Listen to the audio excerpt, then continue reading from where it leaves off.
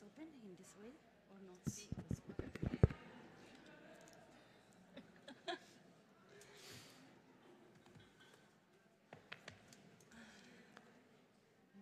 need to say what we're here for, or do you want to start? No, if you wanted to introduce, it's okay. Okay. Okay. Hello, everyone. If you're here for the presentation from Circana, please come on in and have a seat, and we'll get started in just a moment. We have a good presentation for you, very interesting. So have a seat, get comfortable, and we'll start in just a moment.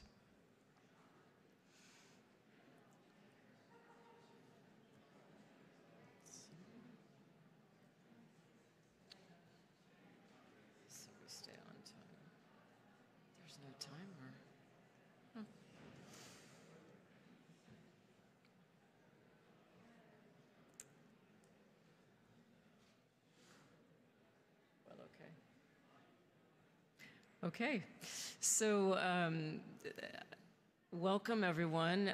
For those of you who don't know me, I'm Karen Marin. I am a consultant and content director with Excensional that's affiliated with Exence.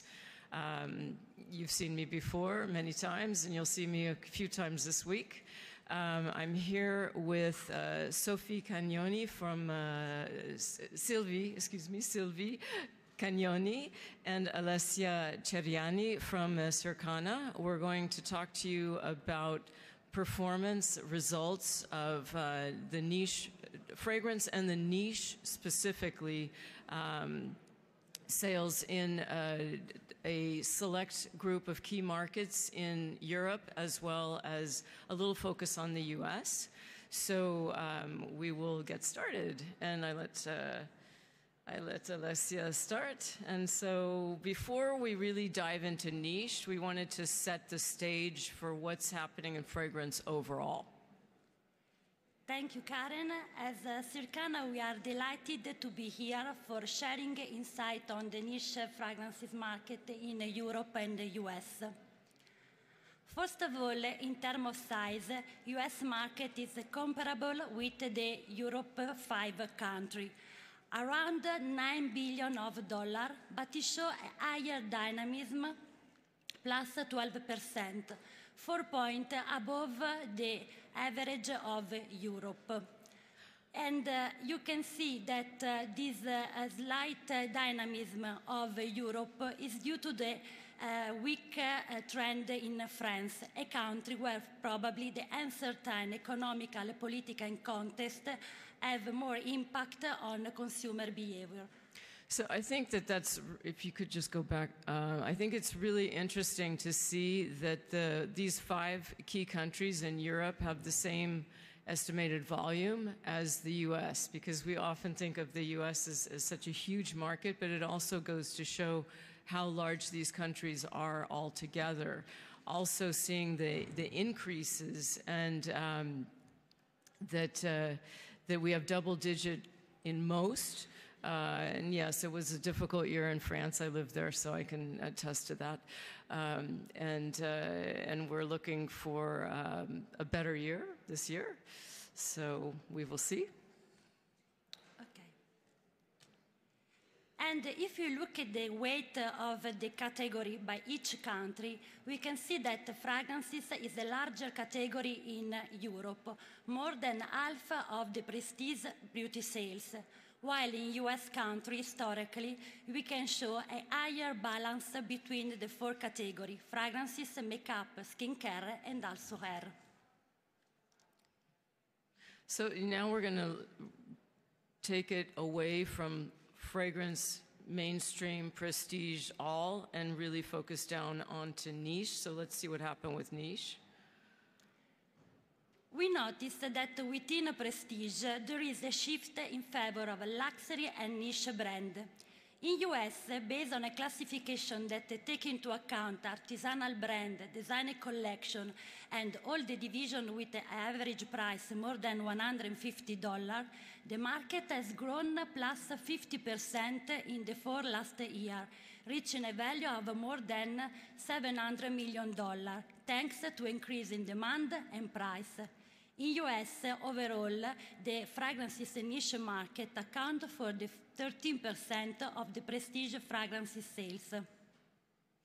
Yeah, I mean, this is having been a fragrance buyer back in the beginning of the 2000s and seeing how difficult the market was to see these kind of increases consistently year over year is very encouraging, both in units and in sales. And I think that when we see that 13% can be attributed to prestige niche. Now, actually, one thing that we did want to clarify, when we say luxury niche, we're talking about brands that also have prestigious collection, or what we call high-end collection. No? Yeah, Not with the US. Only, okay. All right, very good. Yeah, and Karen, maybe we need to clarify that these sales are related to the perfumery channels only. So we don't talk about niche perfumeries. So it is the classical specialty stores like chains, independents that sell not only niche but also commercial fragrances. So this is what it is sold in the specialty stores of beauty. So, so this would be data that you could get from department stores, Sephora, but not independent. Not independent, okay. Exclusive niche stores. Okay. Yes. Great. Okay. Okay. Here, the selection of niche brand that we take into account when we deep dive the niche fragrances market in Europe. A list that we regularly update when a new brand entered in the market. I mean, I think what's very interesting with the list is many of the brands on the list are here. So they're at Excellence, so we know that we're capturing the right data that we want to dive into. Because also in Europe, we are facing the same phenomenon. Based on our European consumer survey launched at the beginning of the year, 8% of European consumers reporting that they bought a more exclusive and luxury fragrances in the past 6 months. And this percentage double if we consider the younger target, between 18 to 34 years old. Because we know that more and more millennials and Gen Z are looking this kind of product because they can tell a story. They are drawn to exclusivity and craftsmanship, and this scent are used to build an image perceived as rich and cool, turning the fragrances in a tangible state of symbol. And looking at the performance of ultra-premium fragrances in Europe, the niche market show a double velocities versus the fragrance average, increased plus 15% versus an average of 8%, thanks to an offer always more premium. In fact, the gap of price between the niche brand and the rest of the market is 196. Overall, in Europe, you can see that the fragrances niche market account the 6% of the fragrances sale, but take into account that the prestige perfumeries cover only a portion of the fragrance brand sales, fragrance niche sales. So, and when we're looking at this number here, the 6%, we're capturing data from department store, specialty stores, and some independent? Independents, and also pure players. Pure players, okay. Yes, so e-retailers, pure players, physical store, both department stores, specialty stores, local chains. In Italy, we have also local chains, consortium of perfumeries. Yes. Okay, so it's maybe a bigger slice. Yeah. Then, okay. Okay. Okay. And there are also multiple places to shop and experience the niche brand. Europe consumer who bought exclusive and luxury fragrances choose for 45% specialty store, 37% luxury department store, 32% niche physical retailer, and 30% physical boutique of the brand. And 1/3 of them choose the e-commerce channel with e-shop of brand and niche retailer. So what's interesting here too is that we see that the people are shopping everywhere, and it's encouraging, I think, especially to see that we know that the brands, it's difficult to get into retail as a brand. So here we see that people are shopping everywhere. So when you do open a point of sale, it has an important value to you, and people are there shopping. In fact, for niche, e-commerce play an important role, accounting for 1/3 of the niche sales, a weight higher compared to the average of fragrances that reach 26%. And another important point is that both channel, brick and mortar and e-commerce, growing faster than the total fragrances. Which here I wonder if part of this is because sometimes the niche fragrances are harder to find, and so the consumer may be shopping online because maybe they don't live in a big city, it's harder to find the brand, they still want to find it, so they order online. Yeah. It's a and sometimes suspicion. We consider e-commerce only a promotional channel, while for niche it is really an accessible channel for perfumes that you don't find easily in the physical, so it's very important for niche. And if we look at the department store, we notice that the physical department store still gain traction for niche brand, accounting for 80% of their value and driving mainly this great performance.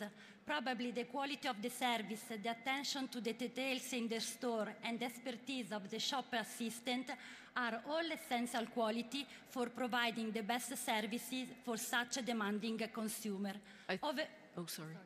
Overall, the department store making 1/4 of the total niche sales and increase plus 13% compared to the total fragrances that in the department store only increase by 3%. I think this also goes to show that people really do want that experience. I mean, so we see that they are shopping online, but they really want to be back in the store. They want the experience, they want the service, they want the immediate discovery of learning and smelling and having the personal interaction. So I think this is encouraging to see. Okay.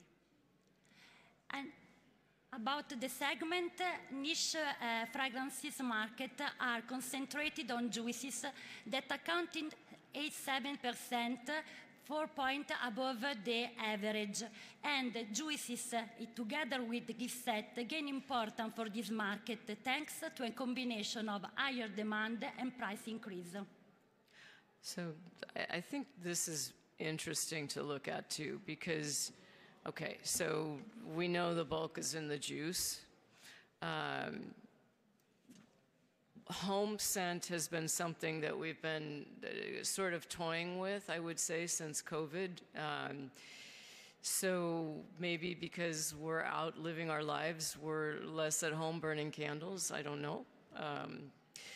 I think it's something to consider, but then when we look at the sets, this is something we're going to come back to, but it's definitely an opportunity.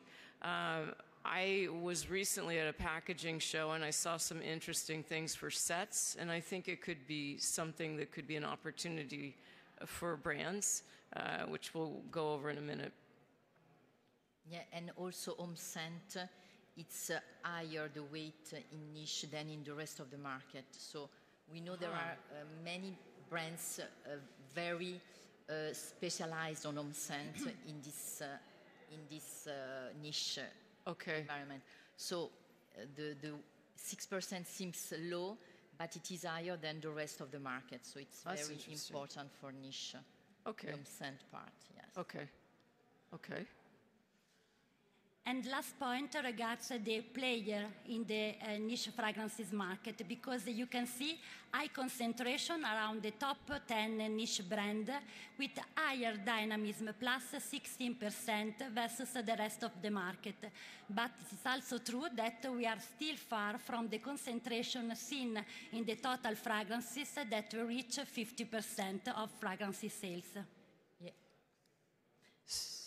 So I know this is interesting because in the rest of the market there are big pillars that account a high market share, while in a niche there is a higher fragmentation. So fragmented. there are bestseller, but there are also a lot of brands, and so there is not a barrier to the entrance because there is not this high concentration of the market, so there is a high fragmentation of the market. Okay, but I mean, what we can see, the niche is, it's growing. It's growing a little bit slowly, but it is growing. It's going in the right direction, and as you said, it's very fragmented. So yeah. Okay. Okay, so let's see about the prestige fragrances trend, some opportunity for the niche market. Because one of the key insights of the fragrances market is the contrast between two opposite trends, the trading up and the trading down. What does it mean? It means that on one end, there is a demand for ultra-premium product like high-end collection or niche brand that we saw before, but also higher concentration such as eau de parfum and parfum. On the other hand, there is a demand for entry premium product like small size in juices, gift set, body spray, and dupe. So let's see in details. Yeah. It's evident in the US market that ongoing premiumization is an effect that the consumers are choosing higher concentration with higher price point. Higher concentration offers the value of being long-lasting and stronger once applied. In fact, 7 in 10 of consumers reporting that they are willing to pay for having this benefit. In the US, the 90% of the gain within juices were driven by eau de parfum and parfum. You know, I think part of this is probably a lot driven by social media, by the influencers talking about long-lasting beast mode fragrance, that it's associated with the value. So long wearing equals value, even when we in the industry know that sometimes the fragrance is not necessarily going to last more than 6 hours, but it still has quality. But this is a point of view of the consumer. It's a habit, so it's something to keep in mind. I think it's also indicative of the young consumer who is the one that's seeing this on social media and is driving some of the interest in purchasing the fragrances that we definitely see in the niche category. Yeah.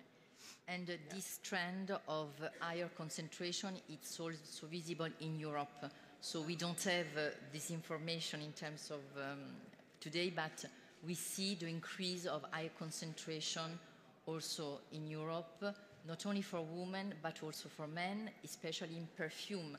So we see in fragrances, women fragrances, the eau de parfum is the most part of the sales. In men, we see eau de parfum, but also a great weight also of perfume.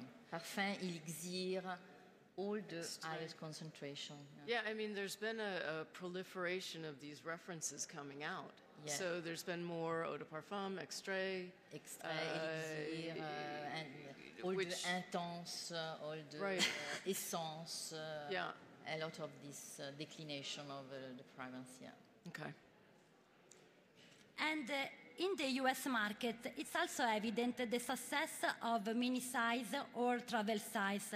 They grow 3 times the rate of a full-size basin unit. We know that luxury fragrances can be expensive, so smaller size or travel size allow a great number of consumers to assess a premium brand and experiment and test different scents before choosing the final one. This is largely thanks to the younger consumer, including Gen Z, a generation that over-index when they purchase a smaller travel size. In fact, they are 30% more likely than other generation to report purchasing a small or travel size fragrances.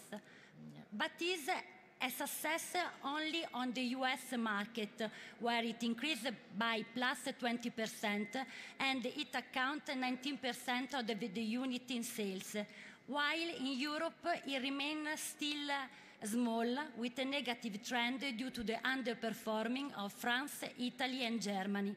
Probably, mini size are not an opportunity for the mainstream fragrances in Europe, but they can represent an excellent alternative for niche to capture younger and curious target and, over time, turn them into regular shopper of the larger size.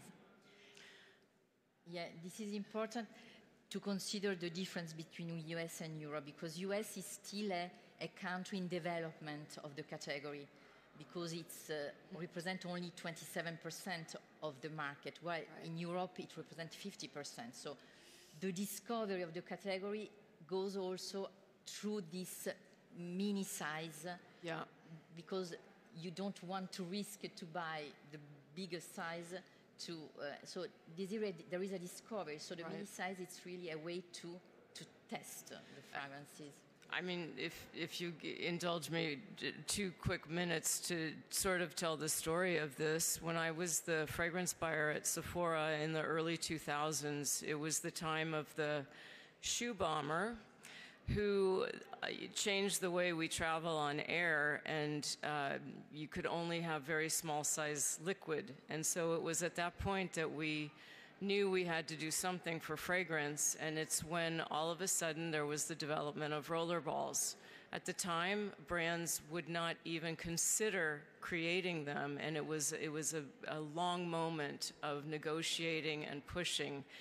Now, here we are, I don't know, 15 years later, and there's not one brand that launches without them. Even I saw Hermes, which they would never have done this 15 years ago. So this is something that also, it's an entry-level price point that I think it's very interesting, and it's very key for the European market to look at this as a reference that they should see. I mean, do you have it in the assortment? If you don't, you should consider it, because it is an entry-level price point, and we see that the millennial and the Gen Zalpha is willing to experiment, but they have a limited budget sometimes, and so this is something that allows them to come in. And wouldn't we rather have them come in to these fragrances rather than trading to a dupe? Okay, so we're going to come to that in a minute.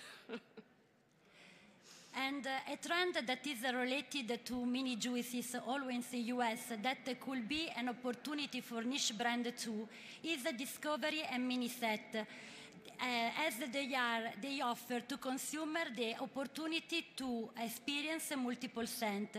And the US mini set grow 5 times the full-size set in unit, and 94% of the gain coming from set made by more than 3 pieces.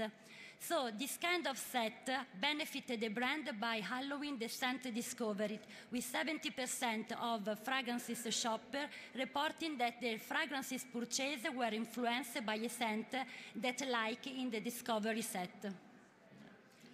And what we observed in the consumer survey in US is that the discovery of this mini size and this mini set allow to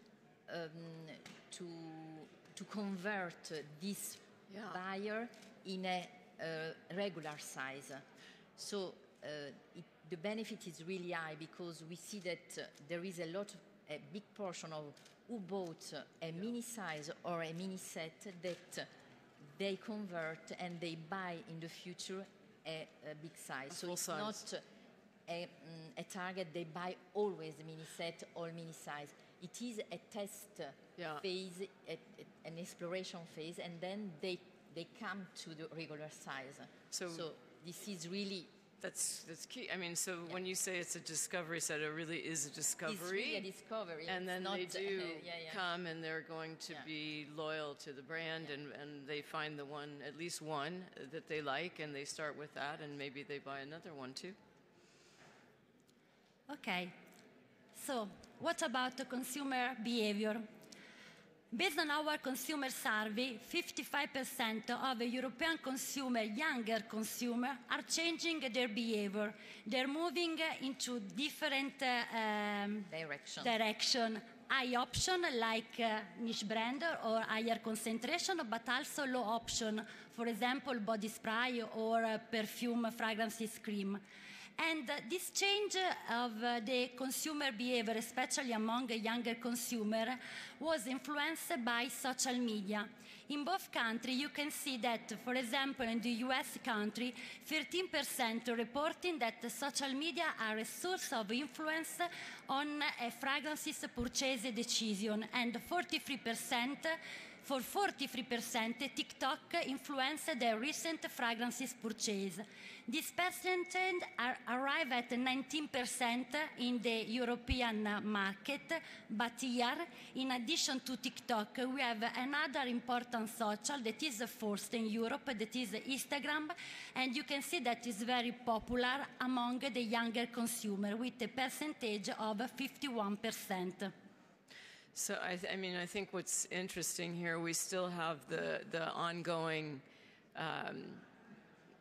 I don't know if I can call it a debate, or rather it's a dilemma of whether TikTok will be banned in the US, but because we see how important it is for fragrance. But I think knowing that it's a young consumer, we also know that they are very flexible in terms of let's go on to the next thing then. So because if TikTok goes away, there's going to be a next thing, and they'll probably be on to that. But it does show the strength of it and how influential it can be. And the use of the fragrances has changed to meet the consumer expectation for well-being. We saw before that the fragrances market has grown mainly driven by higher concentration, but it's also true that the brand should keep in mind another trend that taking place, that is the skinification of the fragrances. We saw before that younger consumers change their purchase behavior, and this is evident also in our data, because you can see that we have an important increase on ancillary products that grow plus 27% versus a year ago. And this great performance was not only driven by the success of body spray, but there are other trends that are capturing the curiosity of a consumer, like alcohol-free juices, solid perfume, or fragrances air mist. They are all an affordable option that allow consumers to purchase their desired brand instead of their replica, making them a budget-friendly way to access to the luxury beauty. And the last phenomenon that we saw in Europe is that 70% of European consumers purchase fragrances that are dupe. And you can see that this percentage reached the 28% if you look at Gen Z and Millennial.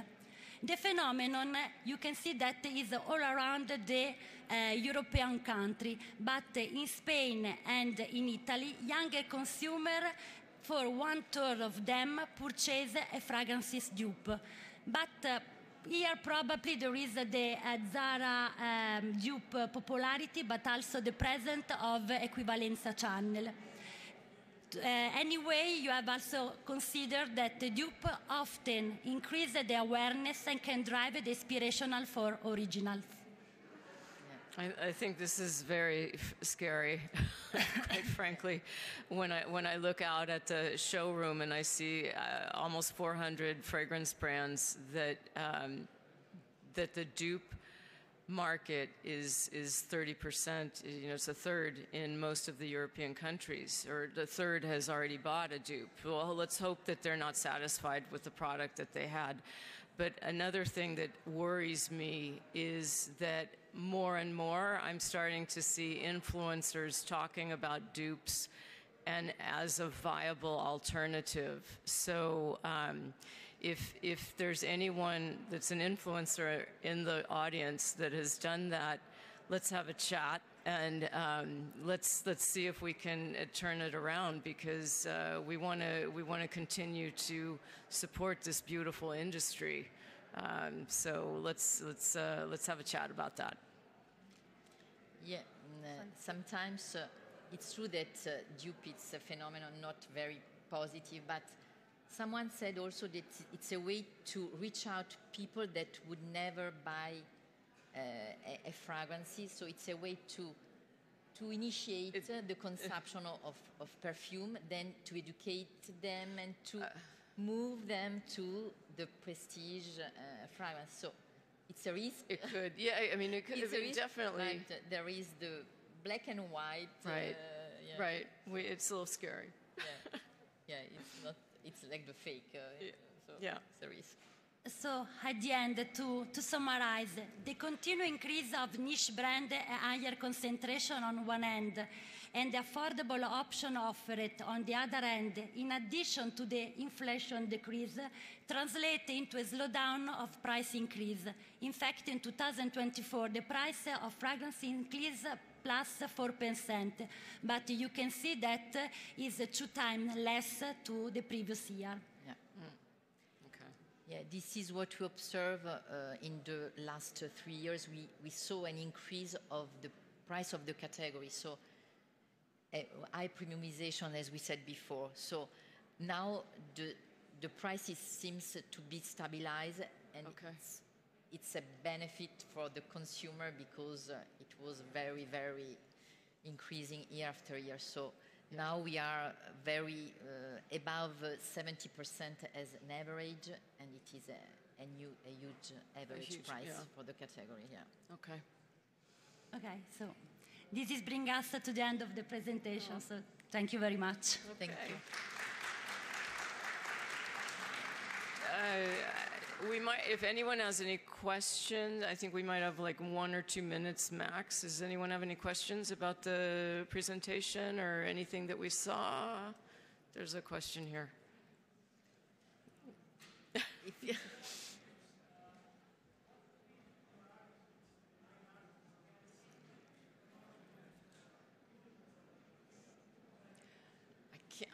I'm sorry, we can't.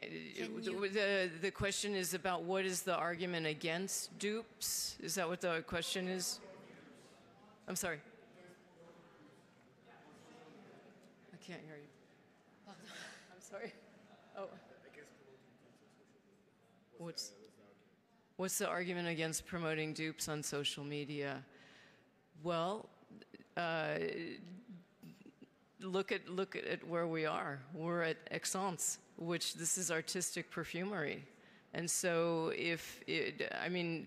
I suppose you could promote, box wine and, the Moet Chandon at the same time, but it's not the same thing. We don't encourage this. Generally we don't find it to be authentic. We find it to be copying the work of perfumers, copying the work of creators. And is that what we're standing for? I don't think that's what we stand for here. That would be my just small, short argument. Yeah, and maybe we talk also about ingredients that are... Ingredients. The ingredients that are used are not at the top level, of course. Yeah. Because the cost is much lower. Yeah, it's very different. Yeah. Or even safe. Yeah. Okay. Anything else? Okay, well, thank you so much for your attention, and we turn it over to the next group.